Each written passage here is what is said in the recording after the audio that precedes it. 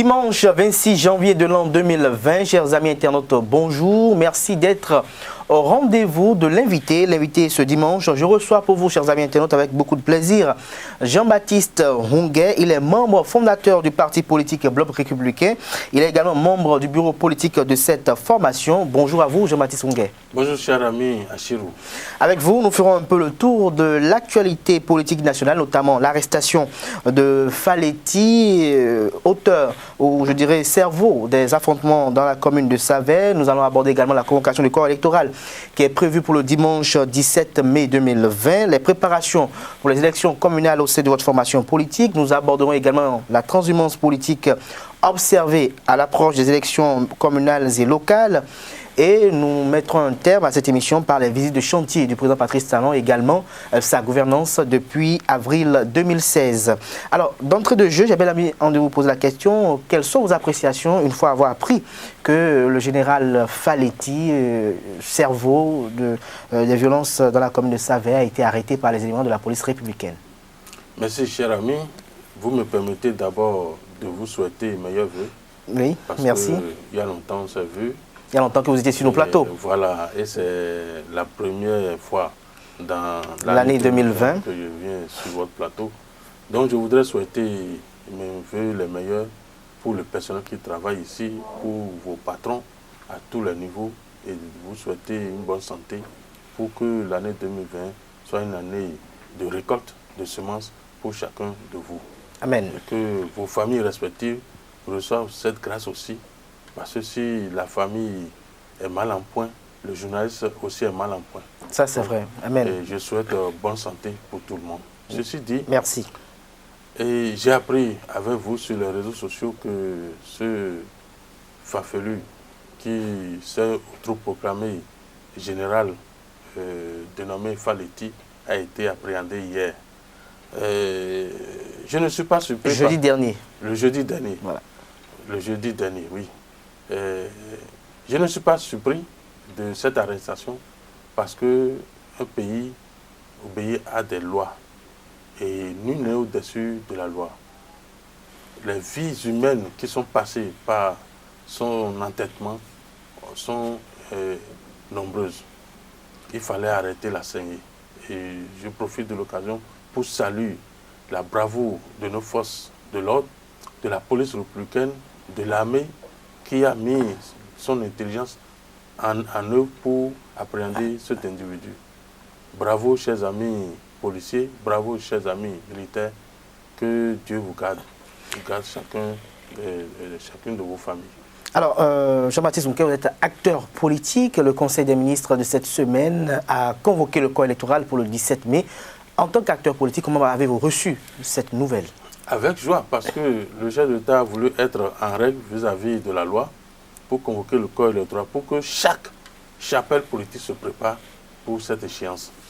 Et je crois que le corps électoral convoqué, et les états-majors des partis politiques se sont mis déjà en branle pour peaufiner les plans, pour mettre en place des comités, des commissions pour préparer les listes, pour savoir qui doit aller, qui ne doit pas aller. Parce que cette élection, elle est différente des élections législatives. Cette élection appelle à une élection de proximité.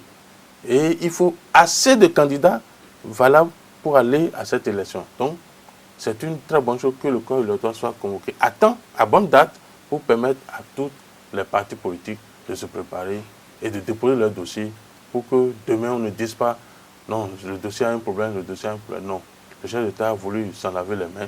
Et je tire chapeau au gouvernement et à son chef. Alors tout à l'heure, vous avez évoqué que les élections se tiendront à bonne date. Est-ce à dire que le gouvernement Talon est respectueux de la tenue d'élections à bonne date, à bonne échéance?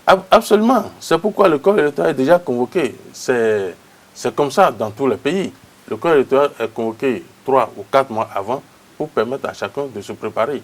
Donc, le président Talon ne veut pas assumer encore d'autres responsabilités qui pourrait dire que bon, il a mis du temps avant de convoquer le corps électoral parce que les partis politiques qui sont actuellement qui soutiennent son action ne sont pas encore prêts. Non, il a convoqué le corps électoral pour tout le monde, pour que tout le monde se mette en règle pour participer à ces élections. Alors, lors de ce Conseil des ministres qui a été consacré à la convocation du corps électoral pour le 17 mai, les ministres impliqués dans la délivrance du quitus fiscal ont été instruits à l'effet de mettre en œuvre des procédures d'allègement pour permettre aux différents candidats d'entrer en possession de leur quitus fiscal.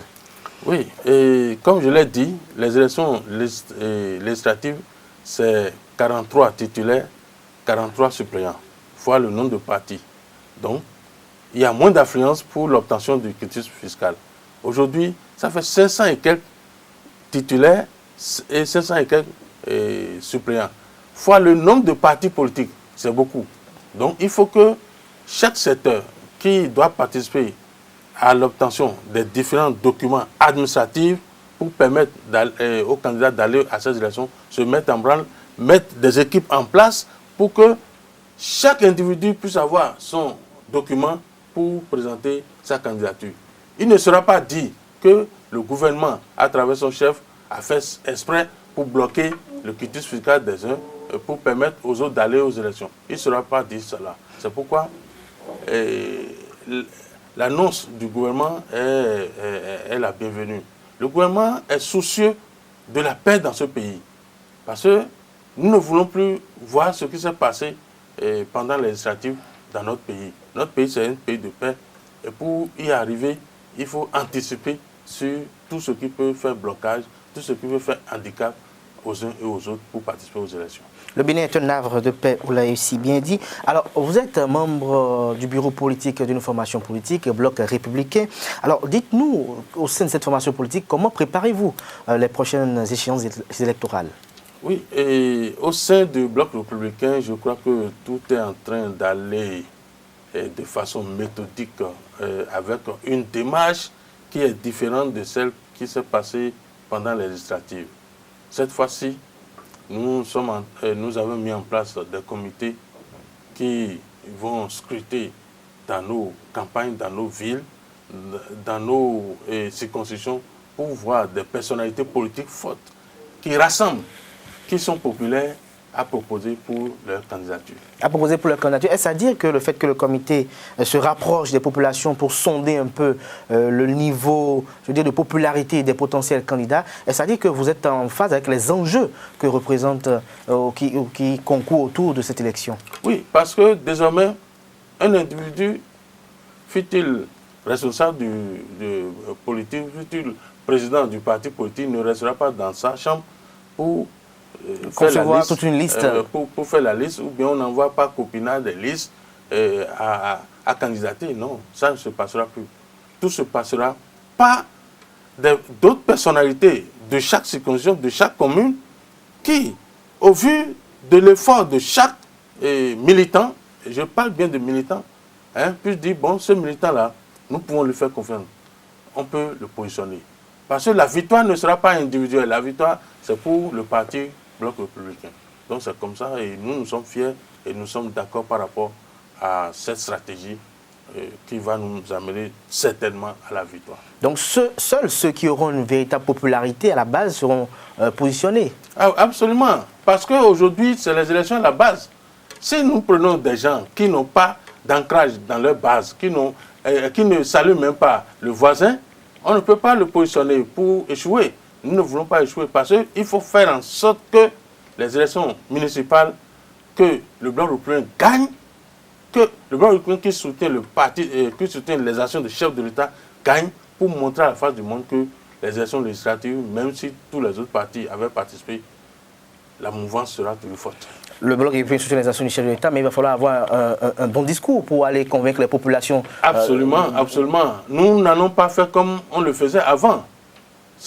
Je prends par exemple ma circonscription électorale, qui est de la 6e circonscription électorale. Je prends par exemple la commune de Calavi, dans laquelle nous sommes avec d'éminents jeunes talentueux qui font un travail exceptionnel. Qu'est-ce que nous sommes en train de faire?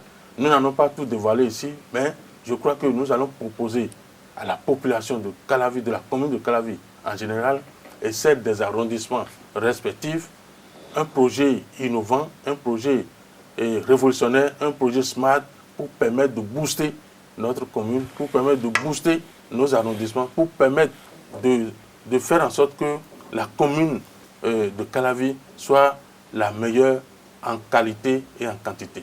Alors, vous êtes en train de parler tout à l'heure de Abomey-Calavi, votre circonscription électorale. Vous étiez candidat aux législatives passées du Parti Bloc républicain dans Abomey-Calavi. Vous étiez candidat malheureux. Mais est-ce que vous nourrissez des ambitions pour candidater pour le compte des communales et locales?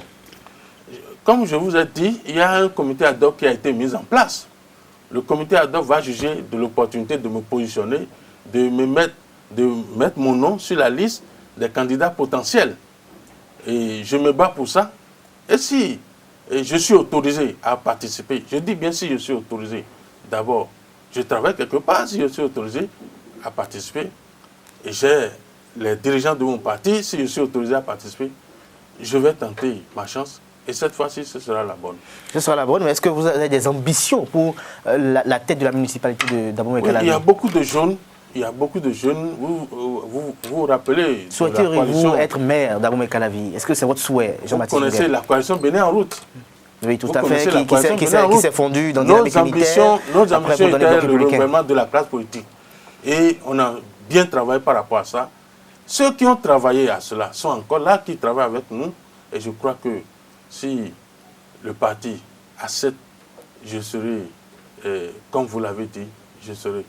Vous voulez être maire. Alors, non, c'est vous qui le dites. Non, vous avez des ambitions pour la mairie. Vous voulez être conseiller, mais pas seulement conseiller, vous voulez être maire, vous souhaitez être maire. Nous n'en sommes pas là encore, mais dès que le moment est venu, nous allons faire des propositions à la population. Il revient à la population de plébisciter notre liste pour montrer que cette liste-là peut prendre la mairie. Mais si vous étiez pour poser la question de savoir quelles sont vos ambitions de façon plus concrète pour le développement de la commune de façon plus concrète, c'est pourquoi je vous ai dit, mon ambition, c'est de faire de la justice un credo pour la gestion de la mairie. De faire en sorte que la jeunesse puisse s'occuper à quelque chose. De retourner les centres de loisirs, les centres de jeux aux jeunes de chaque arrondissement. Parce que, vous voyez, aujourd'hui, dans la commune de Calavi, en général, tous les domaines réservés, réserves administratives, dans la majorité des cas, n'existent plus. Les jeunes n'ont plus où aller faire des jeux. Il n'y a pas de centre de loisirs. Nous pensons que si le Bloc républicain gagne les élections municipales dans la commune de Calavi, nous allons instaurer ça. Ça va être dans notre projet de société pour la gouvernance locale. Autre chose. Oui, allez-y. Nous avons l'ambition de faire arrêter beaucoup de situations déplorables aux familles. Parce que souvent, vous avez vos terrains qui datent de 30 ans. Un jour, quelqu'un se lève pour dire « Ah, ce terrain m'appartient ». Il vous convoque à la justice lui donne raison et on vient vous déloger de votre maison que vous avez acquis depuis des années. Il faut finir avec tout ça là. Il faut faire en sorte que nos quartiers, les quartiers de nos arrondissements, parce que quand il n'y a plus, nous avons des problèmes d'assainissement. Il faut faire en sorte que l'effort du gouvernement central soit accompagné à la base. L'effort du gouvernement central soit accompagné à la base en faisant quoi? Chaque année, si dans chaque arrondissement, nous pouvons assainir au moins 1,5 km de rue dans chaque arrondissement. 1,5 km de rue dans chaque arrondissement pendant le mandat, je crois que... Qui est de 6 ans d'ailleurs. Qui est de 6 ans. Je crois qu'on fera beaucoup. Parce que le budget qu'on vote pour le budget de la commune, ce n'est pas un petit budget. Nous ferons en sorte que faire de chaque arrondissement, en général, et l'arrondissement de Godomé, un arrondissement phare qui peut nourrir d'autres ambitions. Voilà les intentions que nous nourrissons par rapport à la gestion de la commune. Vous nourrissez les intentions par rapport à la gestion de la commune. Vous disiez tantôt que vous voulez faire de chaque arrondissement un arrondissement attractif quand même. Mais est-ce qu'à votre avis, il y a des mots qui gangrènent ou qui entravent le développement de la commune d'Abomey-Calavi? Oui, et le moment n'est pas encore venu pour parler de la gestion de l'équipe qui est là. Le moment viendra parce qu'il faut avoir des preuves tangibles, irréfutables pour brandir à la population, pour dire voilà, voilà, voilà. Il y a trop de choses qui entravent le développement de la commune de Krabi. Si le bloc républicain gagne les élections, ce que nous allons faire, c'est d'unir d'abord les valeurs. Il faut unir les valeurs, que ce soit jeune, que ce soit vieux, que ce soit femme. Il faut unir les valeurs.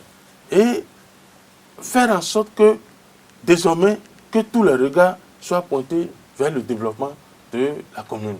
Parce que cette commune, aujourd'hui, est la plus grande commune en matière de la population.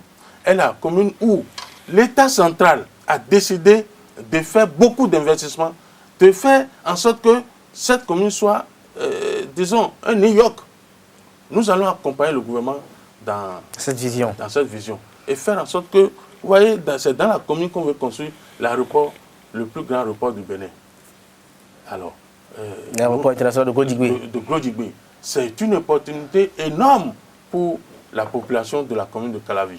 Et faire en sorte que les voies de désert qui permettent à la population de circuler normalement, toutes ces voies-là soient tracées et soient assainies pour que la ville, la commune de Calavi soit véritablement attrayante, pour que de Washington, de Honolulu, on puisse parler de la commune de Calavi.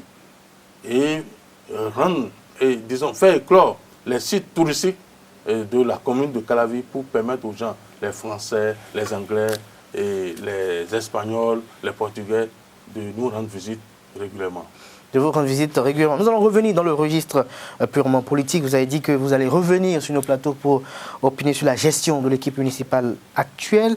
Alors, dites-nous, à l'approche de ces élections communales et locales, nous avons observé un fait, c'est-à-dire des démissions se font enregistrer de part et d'autre, soit de cette information politique vers la vôtre, Bloc républicain. C'est d'ailleurs celle qui enregistre beaucoup plus ces temps-ci d'adhésion. Vous avez d'autres qui démissionnent d'une autre formation politique comme l'Union progressiste pour le BR. D'autres qui quittent aussi le BR pour d'autres formations politiques. Quelle lecture faites-vous de cela? Est-ce les positionnements déjà ou les préparations pour les élections? Non, d'abord il faut dire que le Bloc républicain, c'est un parti créé par les jeunes, en majorité. C'est un parti créé par les femmes, en majorité. Et dans nos tests, la place qui est réservée aux jeunes et aux femmes fait en sorte que c'est devenu un parti attractif. Nous enregistrons actuellement plus d'adhésion que dans tout autre parti politique. Pourquoi? Parce que ceux qui sont à la manœuvre, à la manette du Bloc républicain, ce sont des gens d'avenir. Nous sommes des gens d'avenir.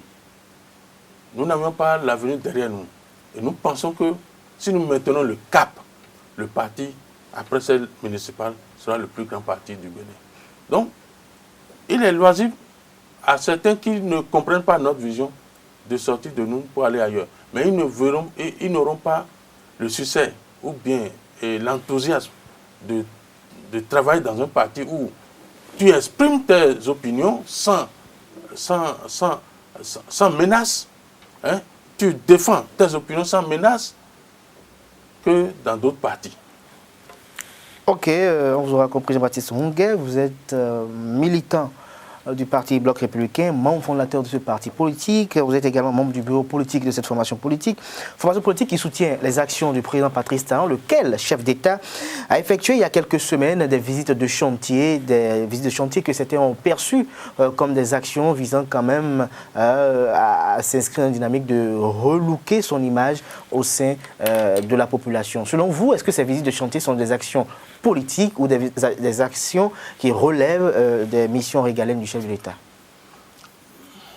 Voilà un chef de l'État qui a pris le pouvoir il y a 4 ans, bientôt, qui, avec son gouvernement, a pris le temps de faire les études, de voir ce qu'on peut faire maintenant et ce qu'on ne peut pas faire, tout ça là.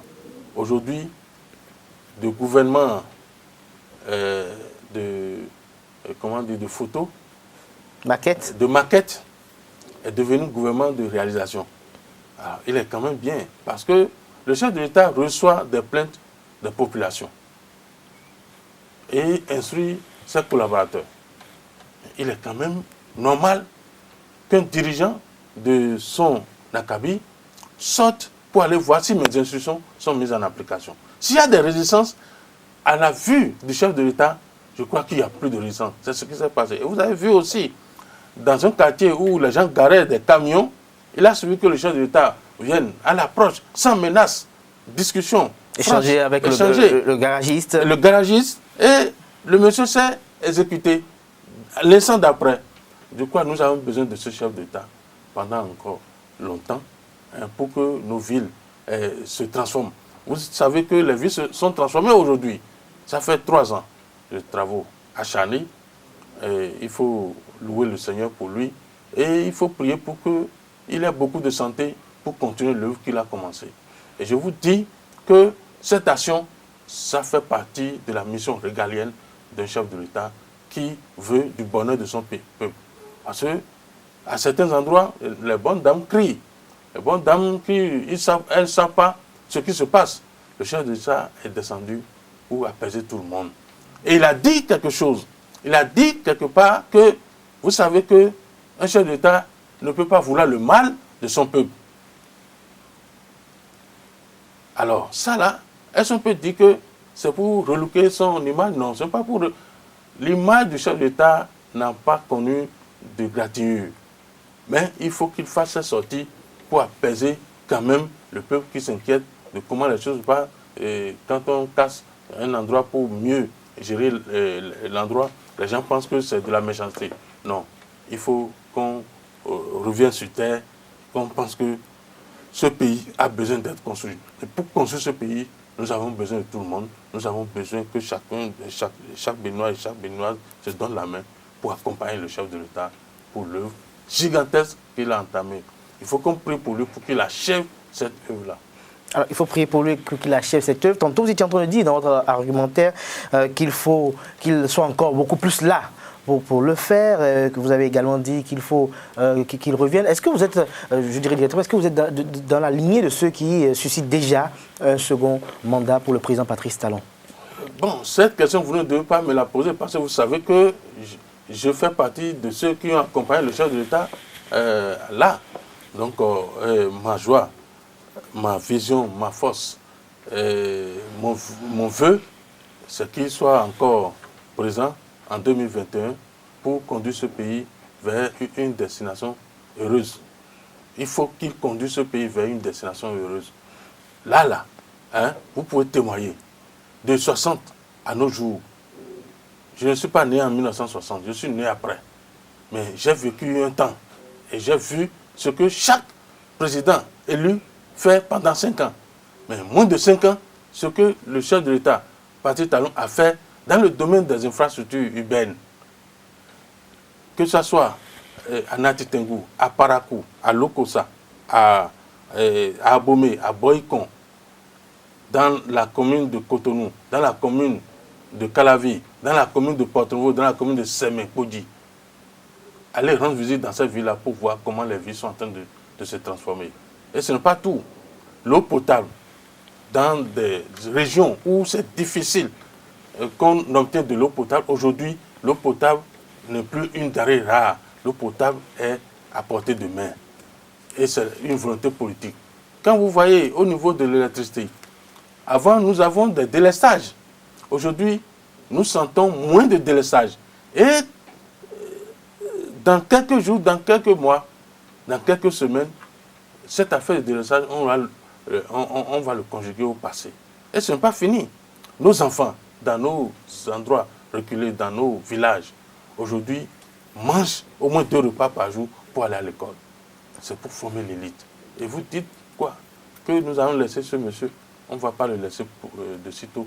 Nous allons œuvrer pour que son deuxième mandat soit une assurance pour continuer l'œuvre. Cher Baptiste Ongué, nous sommes presque à la fin de cette émission. Un mot pour clore cet entretien. Je voudrais saluer tout le monde, saluer la jeunesse béninoise en général et celle du Bloc républicain en particulier pour leur dire que le moment est venu pour qu'on puisse se donner la main. Nous avons créé le parti et nous avons dit que c'est le parti des jeunes. On ne peut pas avoir les jeunes dans un parti échoué. Donc, soyons unis pour aller aux élections municipales et de gagner cette élection. Faire en sorte que ce parti reconnaissent la valeur réelle de la jeunesse. Gagner la valeur de la jeunesse. Merci à vous, Jean-Baptiste Ronguet. Je rappelle que vous êtes membre fondateur du parti politique Bloc Républicain. Vous êtes membre du bureau politique de cette formation politique. Vous avez dit sur ce plateau d'émission que vous souhaiterez être candidat aux prochaines élections municipales et locales et vous comptez travailler avec la jeunesse, vous comptez créer dans la commune d'Abomey-Calavi des centres de loisirs. Vous comptez également mettre fin aux litiges domaniaux, résoudre les problèmes d'assainissement serait votre premier combat. Vous voulez faire d'Abomey-Calavi une ville très attractive et accompagner les projets gouvernementaux. Et vous voulez également faire de l'éclosion des sites touristiques de la commune d'Abomey-Calavi. Merci à vous, Jean-Baptiste Ronguet, d'être passé sur l'invité ce dimanche. Je pense que nous allons nous retrouver très prochainement. Merci à vous, chers internautes, pour la fidélité. À dimanche prochain.